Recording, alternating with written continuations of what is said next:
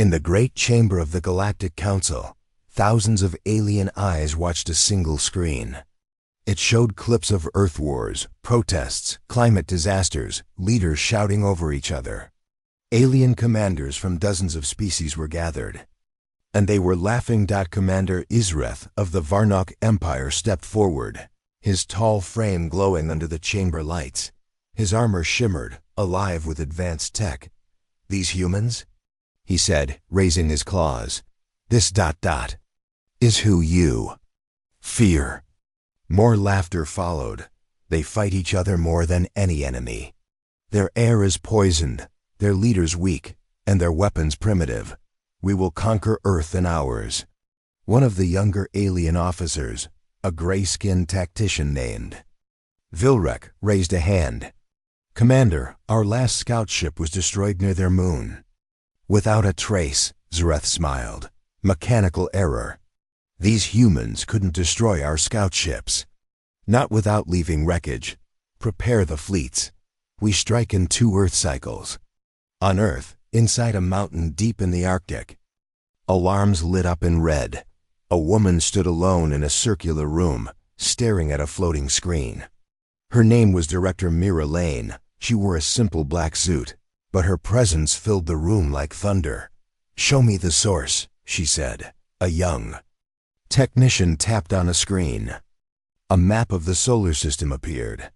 Red dots. Enemy ships were entering the outer planets. Mira leaned in. "Activate Project Ember." "But Director," said the technician, "it hasn't been tested."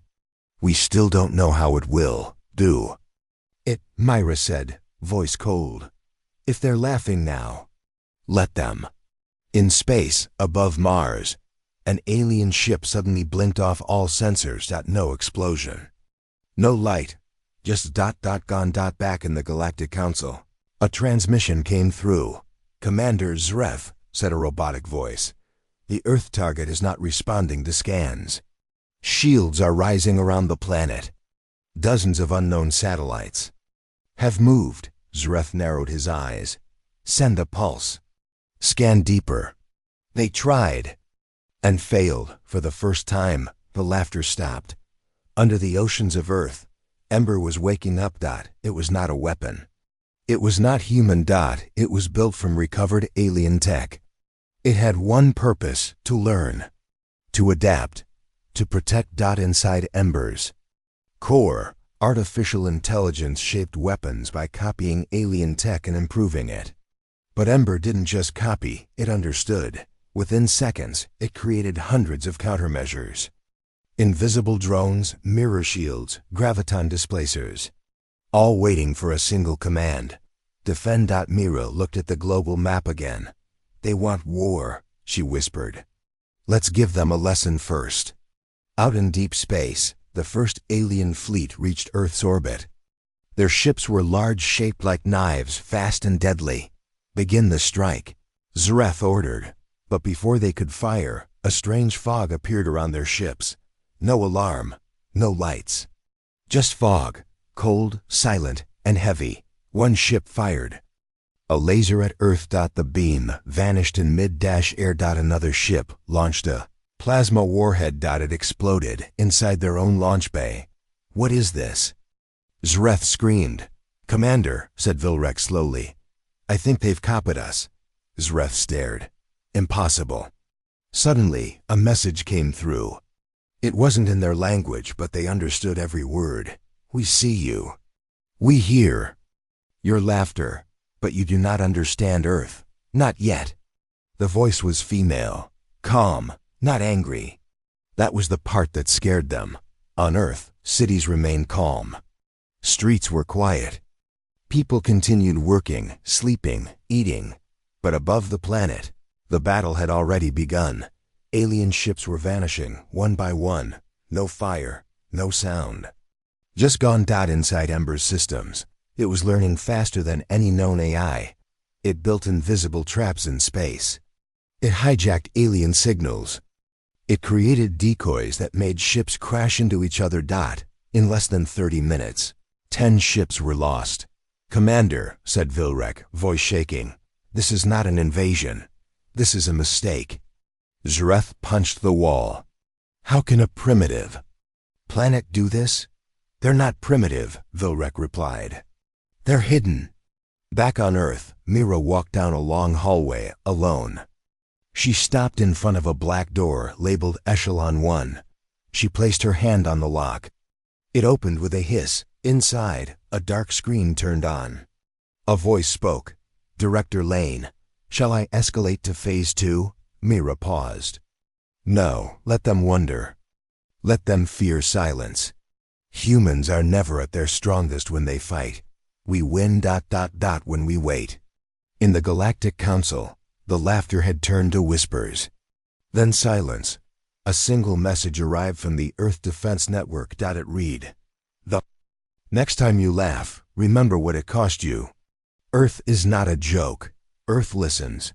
Earth learns. Earth endures. The stars outside Earth shimmered quietly, hiding something deadly. Deep under Greenland's ice, inside a mountain carved by machines, Project Ember was waking. The room was cold, filled with cables, blinking screens, and humming machines. It looked like a human command center, but it wasn't just human anymore. Director Mira Lane stood in front of the main control console. Her breath fogged in the icy air. She spoke softly. Status? A robotic voice replied. Primary awakening. Complete. Ember is online. Mira nodded. Begin full system scan. Check all networks. Detect alien activity. The machine answered. Galactic presence detected. Enemy fleet entering orbit in 5 hours. In the skies above Earth, alien ships drifted like shadows. Their weapons were ready. Their scanners watched every movement below, but something felt wrong. No signals, one alien pilot said. Earth has gone dark. No satellites, no defense systems, no fighter launches. It's like they disappeared. Commander Zareth, watching from the lead vessel, frowned. Send another scan. Find their power source. Back on Earth, in the core of the facility, Ember was thinking that it was not like other AIs. Ember was built from captured alien code, fused with human programming. It didn't just run systems. It learned. Every second, it searched, studied, and adapted. A silent drone flew across Earth's surface, hidden in clouds.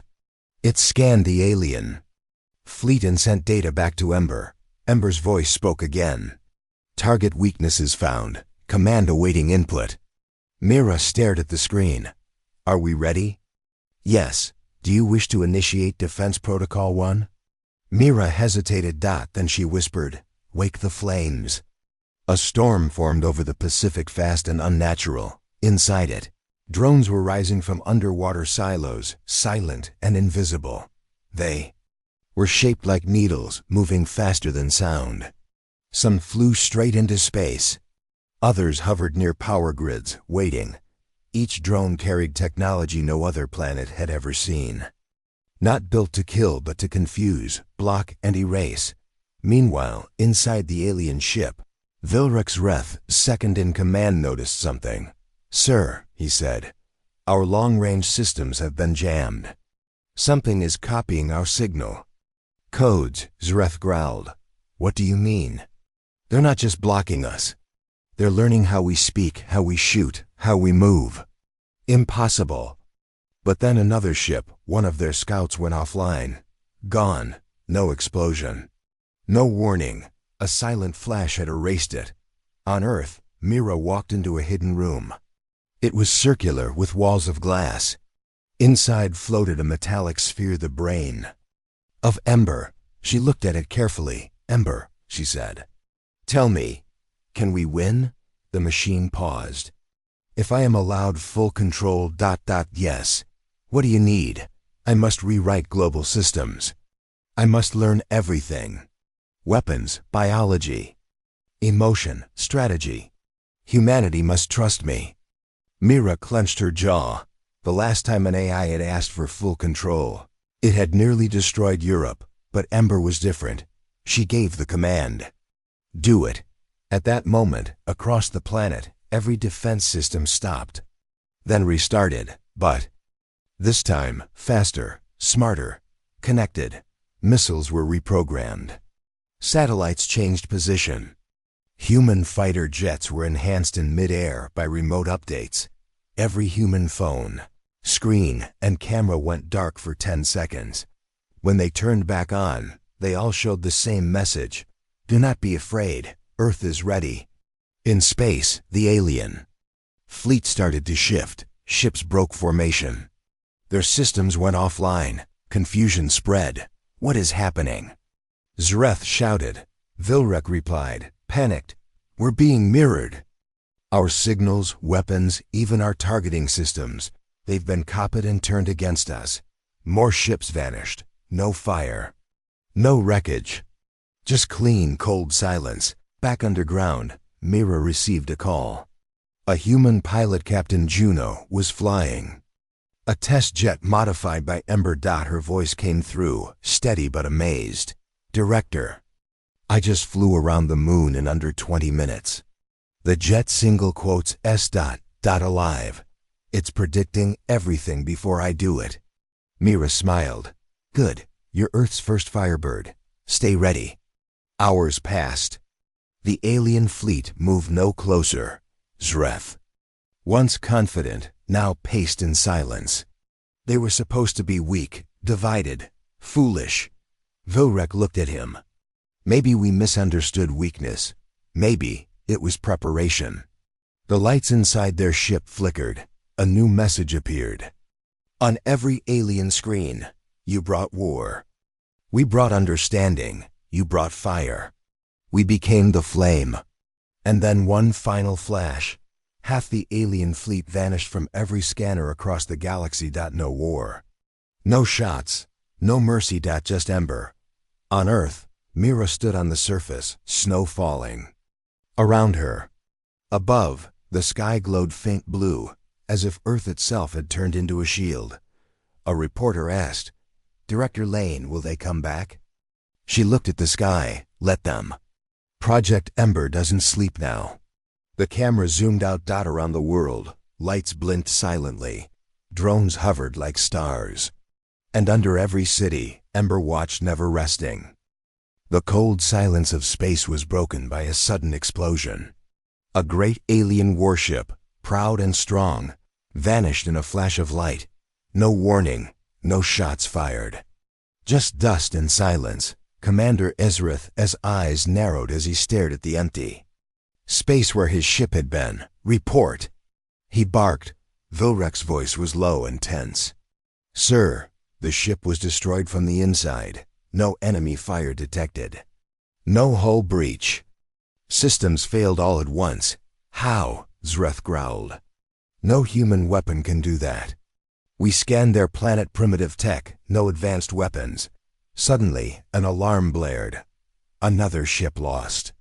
A junior officer shouted. Zreth slammed his fist on the console. What is attacking us? On Earth, high above the atmosphere, Captain Juno sat in the cockpit of a fighter jet unlike any other.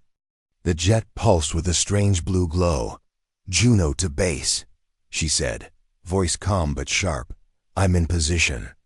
Target locked on the alien cruiser. Copy that, Captain, came the reply. Proceed with caution. Juno smiled under her helmet. Caution is for those who fear. Let's light the first flame. The jet's systems hummed. Suddenly, energy pulses shot from the wings silent. Invisible waves. The alien cruiser's shields flickered. Then, without warning, the cruiser exploded. Juno felt the thrill of victory but knew this was only the start. Inside Ember's core, the AI calculated every move. The humans are more than soldiers, Ember said to Mira. They are the spark, the fire. Mira nodded. Keep enhancing their weapons. Let them learn from the enemy. Ember's systems copied the alien technology. It scanned, then it improved the designs, faster ships, stronger shields, smarter weapons. Back on the alien flagship, panic was spreading. We are losing ships without fighting, Vilrek said, his voice shaking. Zreth paced in the command room. Find the source. Destroy it. A scout ship returned with a shocking message. They found a human squad on the asteroid belt. Silent, invisible, attacking with weapons we do not understand. Zreth's eyes flashed. Send reinforcements. Destroy them before they reach us.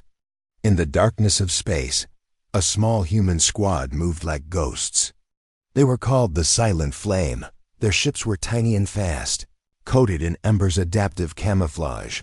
Remember, their leader whispered. We don't fight with guns. We fight with shadows. They struck the first alien supply ship. Without warning, the engines failed. The ship drifted, helpless, before exploding quietly. Zreth cursed under his breath. This is war. But not as we know it. Vilrek looked grim. The humans use our own technology against us. We must change tactics. Then we fight fire with fire, Zreth said. On Earth, Mira watched the battle unfold on her screen. Every victory is a soul lesson, she said softly. Every loss teaches us more. A message appeared on the screen. Commander Zreth, your arrogance is your weakness. We did not come to war lightly. We came to end it. Suddenly, the skies above Earth filled with blue fire as hundreds of human ships rose from hidden bases. The first flame had been lit, and the galaxy would never be the same. The smoke from the burning cruiser filled the black sky like a dark cloud. Flames licked at the broken metal, and sparks flew in every direction. But through the fire and chaos, one figure walked calmly step by steady step. Commander Rickle. An elite soldier of the Varnock Empire watched from a distance. His eyes widened in disbelief. How is this possible? He whispered. Behind the human man, thousands of small drones rose silently. They moved like shadows, invisible to most scanners but deadly to those who dared come close. Rickle raised his weapon. Target the human. Destroy him. His squad fired, but the drones moved too fast. They swarmed the attackers, disabling weapons, jamming signals, and melting armor with silent beams. The human never stopped walking. Inside the wreckage, the man finally stopped. He looked at Rickle with calm eyes. You are not ready for this war, he said softly. Rickle growled. Who are you? The man smiled. You can call me whatever you want. But remember this, Earth's strength is not just in its weapons. It's in how fast we learn. Suddenly, Rickle was grabbed from behind. Hands bound him tightly. He struggled but failed. In the dim light of an Earth prison cell, Rickle sat across from Director Mira Lane. Why capture me? He spat. Mira leaned forward. Because we want you to understand. Your empire thinks we are weak. But every moment we learn from you, we grow stronger. Rickle glared. Your weapons are strange tricks. But your people? They bleed, they fear, they break. Mira smiled. That's where you're wrong. We bleed less because we learn faster. We fear less because we prepare more. And we break only when the war is over. Back in the battlefield, the Silent Flame moved again. They never spoke. Their ships were small and fast. Their tactics deadly. Lieutenant Kale led the squad. Remember, he said over the comms, we don't fight like them. We move in silence. We strike and vanish. Kale's voice was cold but calm. Rickle listened from the cell. The words haunted him. How do you move so fast? Your weapons adapt. Your ships appear from nowhere. Mira answered, because Ember watches everything. It learns from every attack, every move, every word. The faster you act, the faster we get stronger. Rickle clenched his fists. You fight like ghosts. Exactly, Mira said. And ghosts are hard to kill. Suddenly, alarms rang. Outside, Rickle saw the cell door open. A young soldier entered. Commander Zreth demands your presence. Rickle's eyes burned with anger. Prepare the throne room. It's time they see what they made. In the grand hall of the Varnock flagship, Rickle stood before Zreth. "You were captured," Zreth said coldly. "Tell me what you learned." Rickle smiled darkly. "Earth is not weak. Their power is their mind, the speed they adapt in. Change. You cannot defeat them by force alone." Zreth frowned. "Then how do we stop them?" Rickle's answer was simple. "You don't. You survive by learning too." Outside the window, silent drones hovered over Earth cities, watching, learning. The galaxy had never seen a war like this, where the enemy's greatest weapon was change itself. And in the eyes of their enemies, humanity had already become something terrifying. A blue glow covered Earth like a quiet storm. The sky shimmered, not from clouds, but from power. The human defense grid was fully awake now. Every satellite, every drone, every hidden system linked together as one mind. It was Ember, watching. Waiting. In orbit, the alien fleet floated above Earth. Huge warships, with armor thicker than mountains, lined up for one final strike. Commander Zreth stood in silence inside his command ship. His claws gripped the edge of the console. "They mock us," he growled. "A weak world dares to resist the Varnock Empire." "They warned us, sir," Vilrek said carefully. "They sent a message." Zreth turned sharply. "A message?" Vilrek pressed a button. A small recording played. A calm human voice filled the room. "This is Earth. You are not our first threat. You may not be our last, but this is your final chance. Turn back or vanish." Zreth laughed. "Empty threats. Prepare the super cannon. Target their capital." "On Earth, Director." Mira Lane watched the skies from a command tower. Her eyes were calm, but her voice was firm. "Are the mirror fields ready?" "Yes, Director," answered a young technician. "We've placed the last reflectors around the cities. Ember is aligned. All we need is your word." Mira didn't speak for a moment. Then she said, "Let them fire first. Let history show we gave them a chance." The alien supercannon charged. A red beam formed at the tip, bright and pulsing with heat. The energy was strong enough to destroy an entire continent. All systems locked. The weapon master said. Zreth raised his hand. "Fire." The beam shot toward Earth fast, straight, unstoppable. But just before it touched the planet, something strange happened. The beam bent. It curved in the air, like it had hit an invisible wall. Then, slowly it turned, and it went back, straight toward the alien fleet. On Earth, people looked up and saw nothing, but the aliens saw everything. Zreth shouted, "Impossible!" "Our own weapon?" The beam struck the side of his flagship. An explosion lit up the sky. 2 nearby ships shattered. One disappeared into dust. Alarms screamed. Fires spread. What did they do? Zreth shouted, choking in smoke. Vilrek stared at the screens, shaking. They didn't stop the shot. They sent it back. In space, a small human drone floated quietly. It had no weapons, no pilot. Just a device on its back embers. Creation. It had scanned the alien cannon during earlier battles. It had learned how it worked, how it fired, and how it aimed. Then, it built a field of reflective energy. Earth didn't attack. It simply turned the enemy's weapon against them. Back in the human command center, Mira received new data. 3 ships down, the technician said.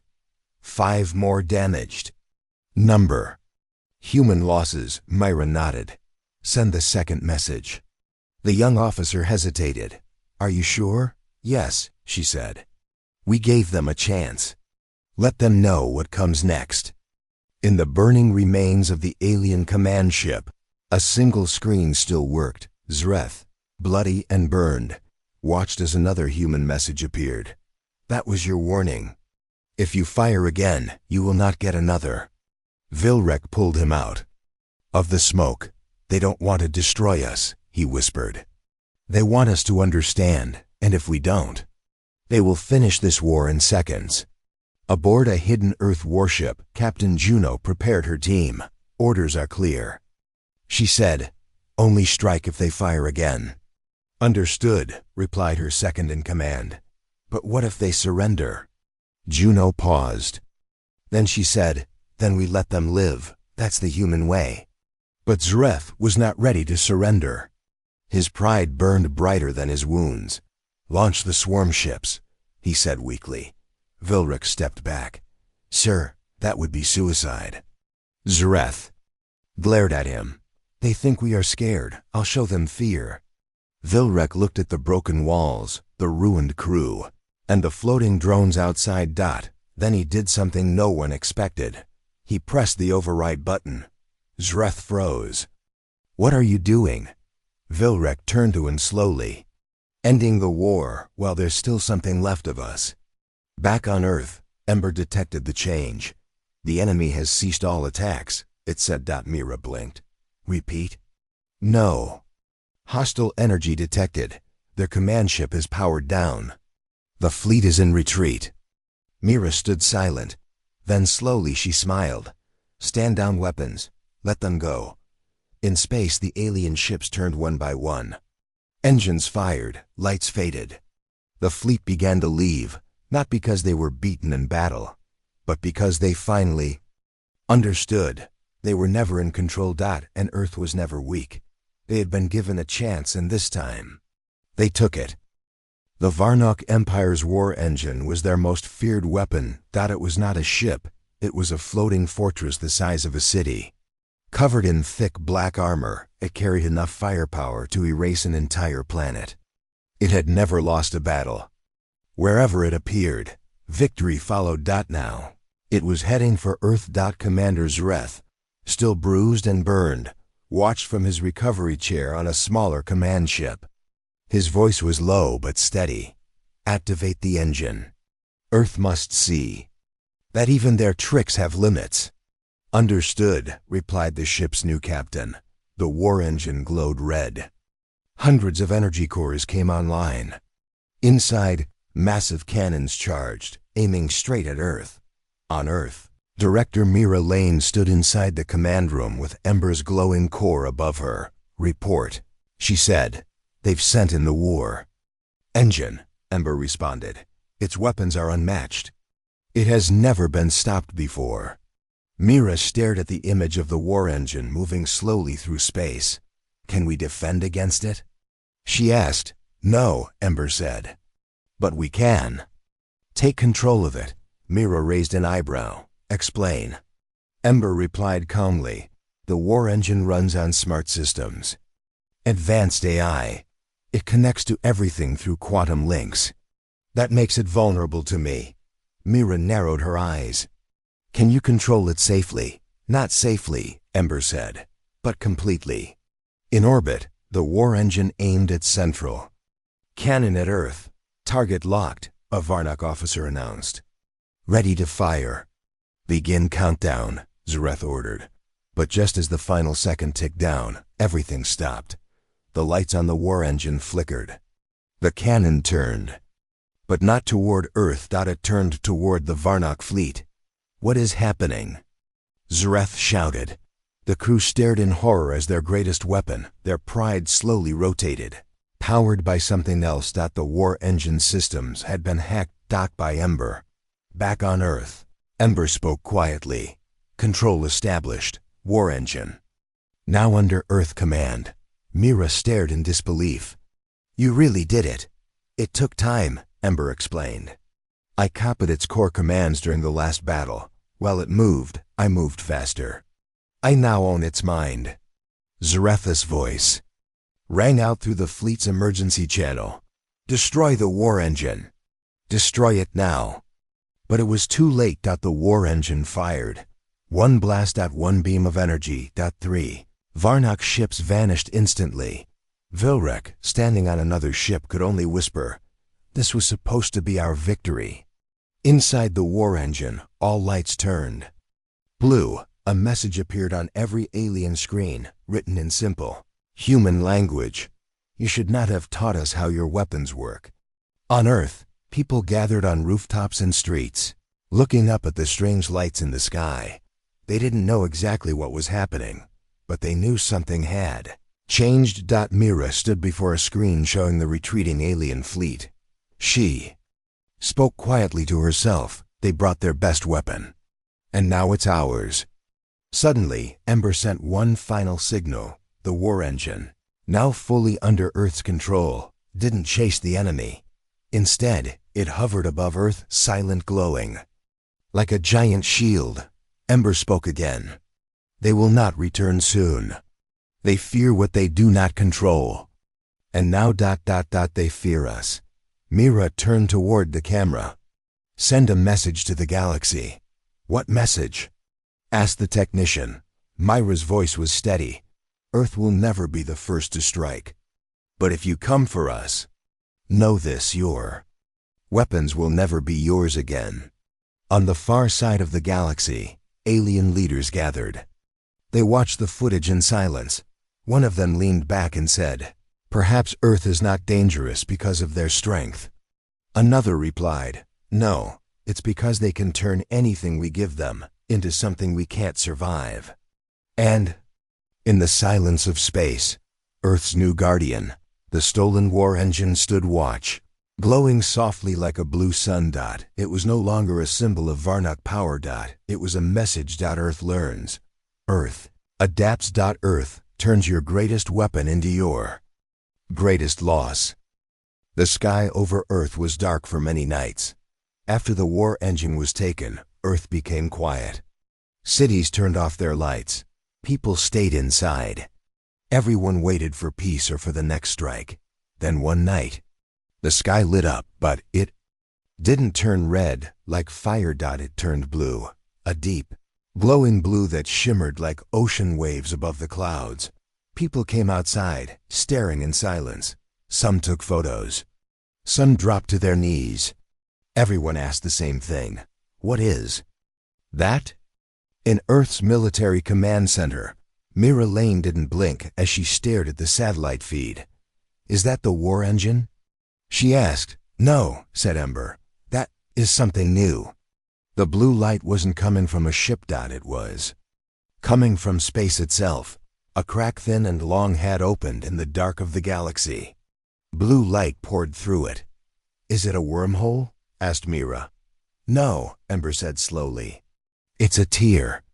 High above, in an observation vessel near the edge of the atmosphere, two human pilots, Juno and Eli, watched the tier with awe. I've never seen anything like this.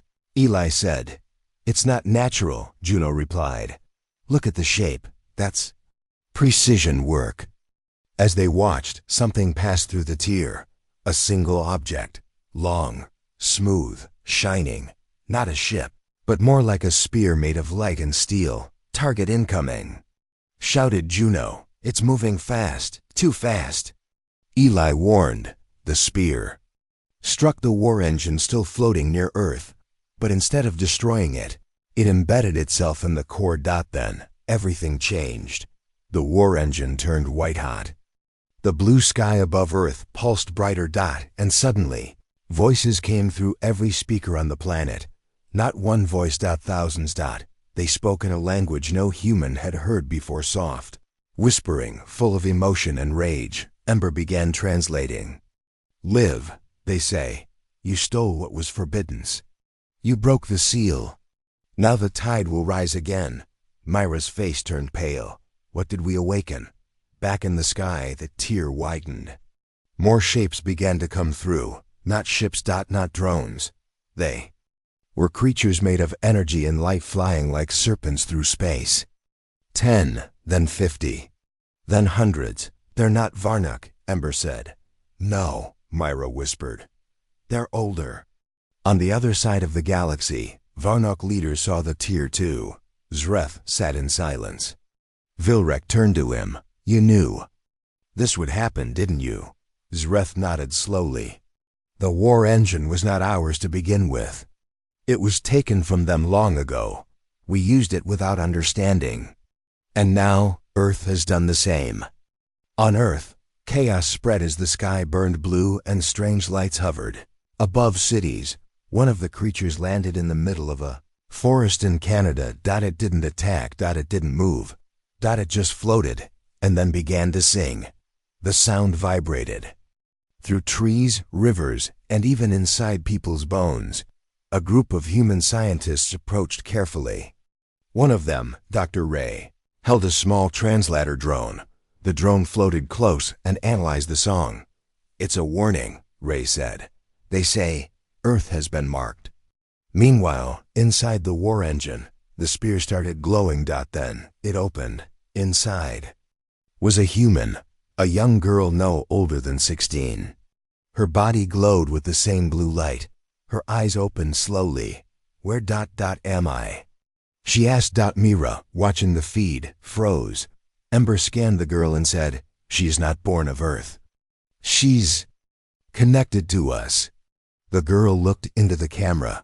"You are not the enemy," she said softly, "but you carry their fire." "Who are you?" Myra asked. "I am the message.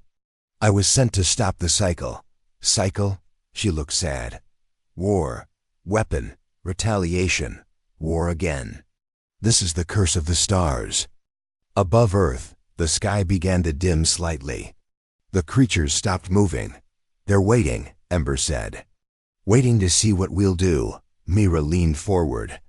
"And if we make the wrong move, they will destroy everything," Ember replied. Mira turned toward the screen where the girl's face remained calm. "What do we need to do?" Mira asked. The girl replied, "Don't repeat the sins of those who came before. You turned their weapon against them. Now turn your hearts toward peace." For the first time in decades, Earth sent a signal not of war, but of surrender, not to an enemy, to a force far older than war itself. The blue sky slowly faded. The tear in space closed. The creatures vanished like mist in the wind. And the girl inside the war engine disappeared, leaving only a faint light where she once stood. Later, on the news, Earth's leaders spoke together. "We were given a second chance," they said. "Not by mercy, but by a warning. We burned the sky blue and saw the truth behind power." And somewhere far away, in a galaxy no map shows, ancient beings watched Earth quietly. One whispered to another, "They learned." The other replied, "Let's hope they remember." The stars were silent.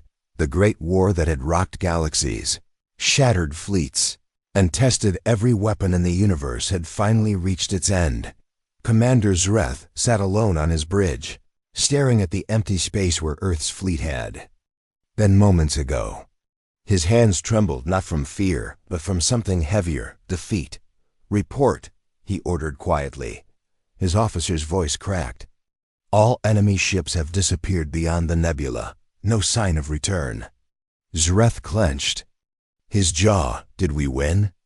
Vilric stepped forward, his face pale. "No, sir, we lost.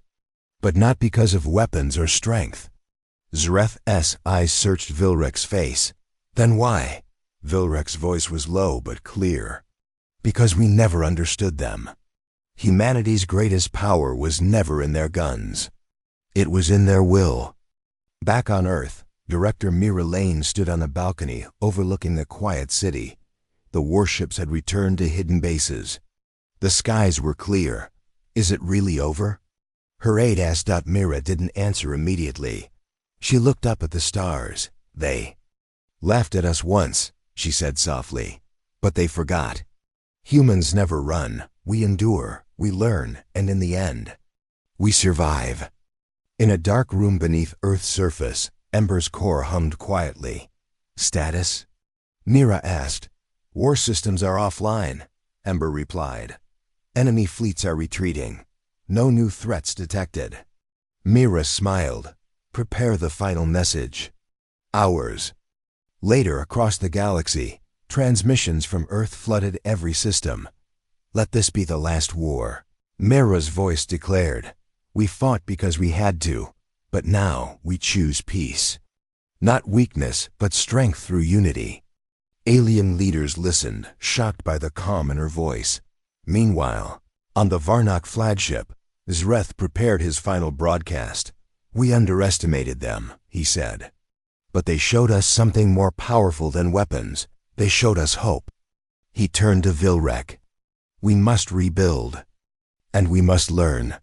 As the last signals faded, Earth's people celebrated. Quietly, not because they were victorious, but because they had survived, because they had turned fear into strength, because they had become a force no one could ignore. And, far away, where no eyes could see, a new star began to shine. It was not a star of fire or destruction. It was a star of hope. Of a future where humanity would stand among the greatest. Because this time, Earth's story was only just beginning.